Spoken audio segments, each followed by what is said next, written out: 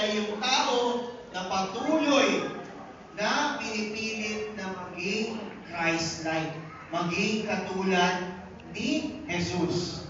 Amen ba? Yung araw-araw, patuloy tayong nag-e-effort na magiging katulad po tayo ng ating Panginoon. Amen ba?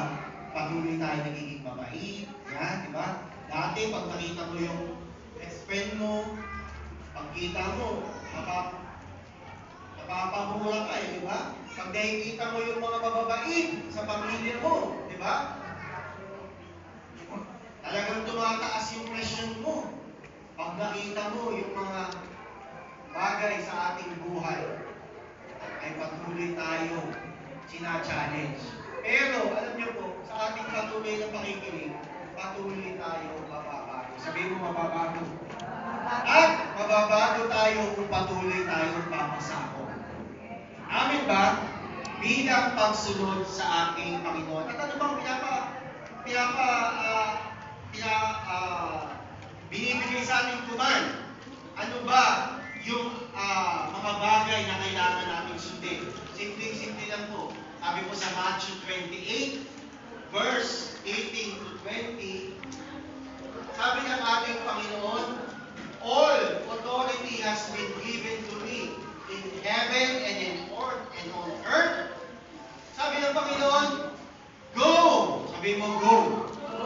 Go and make disciples of all nations, baptizing them in the name of the Father, and the Son, and the Holy Spirit, teaching them all the commands, di ba? Sabi dyan, teaching them to observe all the commands I have given you. So alam niyo po, lahat ng tinuro sa atin ng Panginoon ay ituturo din po natin sa ibang tao. Kung ano yung kabutihan na ating natanggap, ibibigay din po natin yung kabutihan na yun sa ibang tao. Amen ba? Hindi natin sosolohin. Sabihin mo, wag mo solohin. Solohin. I-share mo. I-share mo sa kapatid mo. I-share mo sa nanay mo. I-share mo sa mga tao nasa paligid mo. So we will love God and we will love people. At ngayon po sa aking pagtatapos, bilang mga sundalo, sabi po ng Panginoon sa Joel chapter 3 verse 9, bilang ating paghahanda, sabi po dyan, proclaim this among the nation. Prepare for war. Sabi po natin, prepare for war. Prepare for war. Wake up the mighty name. Tapat mo yung katabi mo, wake up. Wake up. Nakatulog yan. Let all men of war draw near. Let them come up. Kaya nga tayo nag-gather dito. Nagre-ready po tayo. Beat the plowshares into swords and pruning into spears. So nag-ready tayo ng mga weapon. Ano yung weapon natin? Nire-ready natin yung mga akal ng Panginoon. Nire-ready natin yung ating mga natutunan ng mga nakaraang pa. At anong sabi dyan panghuli? Let the weak say, I am strong. Grabe, no? Kaya kahit hindi ka pa handa, ihahanda ka ng Panginoon. Sabihin mo, ako ay. Sabihin mo, no? Let the weak say, I am strong. Sabihin mo, I am strong. I am strong. I am strong. I am strong. Tayo ay palalaksin ng Panginoon. Kaya ngayong bagong po ito, ano man yung ating sitwasyon sa buhay, ano man yung kalagayan natin bilang mga Kristyano, tayo po ay patuloy na palalaksin ng Panginoon. At panghuli po, bago po tayo magtapos, sabi sa Joshua 3:5, Joshua said to the people, sanctify yourself. Sabihin po natin, sanctify. Sanctify. Patuloy po natin i-sanctify ang ating mga sarili.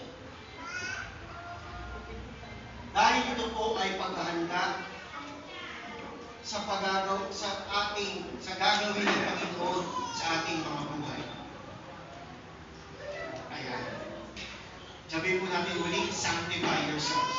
Sanctify yourself. Sanctify yourselves for tomorrow the Lord will do wonders among you. Di ba kayo na-excite po?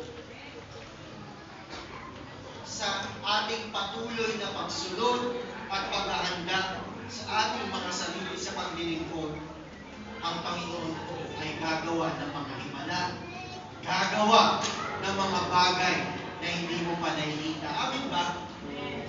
Yung mga bagay na hindi mo ma-imagine na mangyayari sa buhay mo.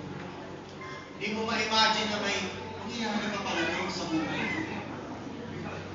Ang iniisip ko, ikamamatay ko na lang, di ko pa ito mararanasan eh. Pero alam nyo, ang Panginoon ko ay mabuti.